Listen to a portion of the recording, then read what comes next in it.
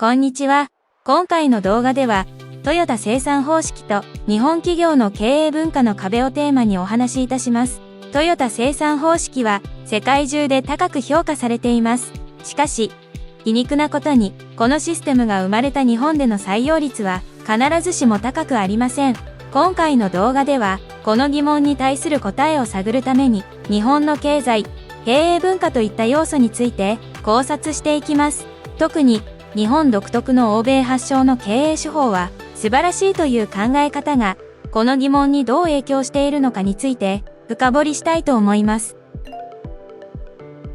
トヨタ生産方式 TPS とは、TPS は1940年代後半から1950年代にかけて、トヨタ自動車の創業者である豊田喜一郎と主任エンジニアの大野太一によって開発され、数十年の時を経て完成形になりました。このシステムは、大量生産から多品種少量生産へと市場のニーズが転換する中で、生産を効率的に行いながら、品質も同時に確保する目的で設計されました。TPS の特徴としては、ジャストインタイムと自動化の2本柱があります。ジャストインタイムは、必要な部品を必要な量だけ、必要な時に生産、または供給する方法です。これにより、在庫コストが削減され、効率が向上します。一方で、自動化とは、機械に作業者の知恵を付け加えることです。これにより、異常が起こった際に、機械が自動的に問題を検出し、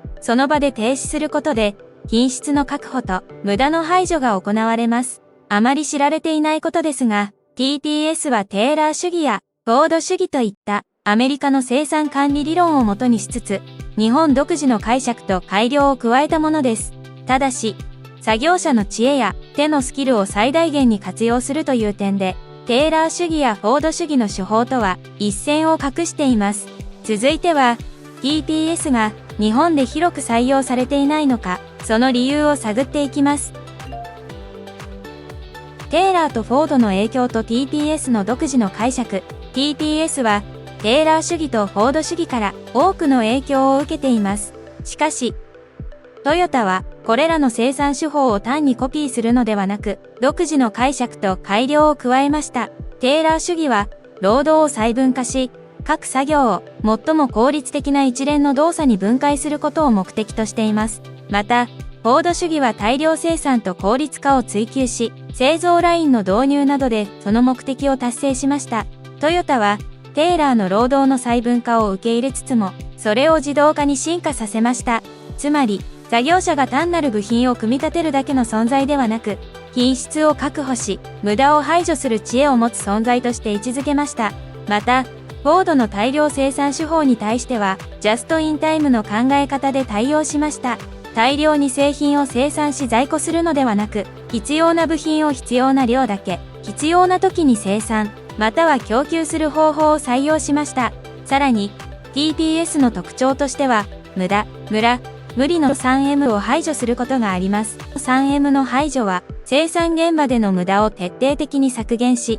効率と品質を両立させるための革新的な要素です。このように、TPS は、テーラーとフォードの考え方をもとにしつつ、日本独自の経済環境や文化に合わせて、多品種少量生産という新しい生産スタイルを確立しました。そして、それを支えるのが、改善活動を通じて、作業者が習得した知恵や手のスキルを最大限に活用するという考え方です。日本での TPS 普及の障壁と海外、特に欧米経営手法の需要について、日本での TPS の普及が進まない理由について考察する前に、一つ注目すべき点があります。それは、日本企業が欧米発祥の経営手法を比較的容易に取り入れる一方で、なぜ自国が生んだ優れたシステムである TPS を積極的に取り入れないのかという疑問です。この疑問に対する一つの答えは、日本に存在する欧米発祥の経営手法は素晴らしいという経営文化です。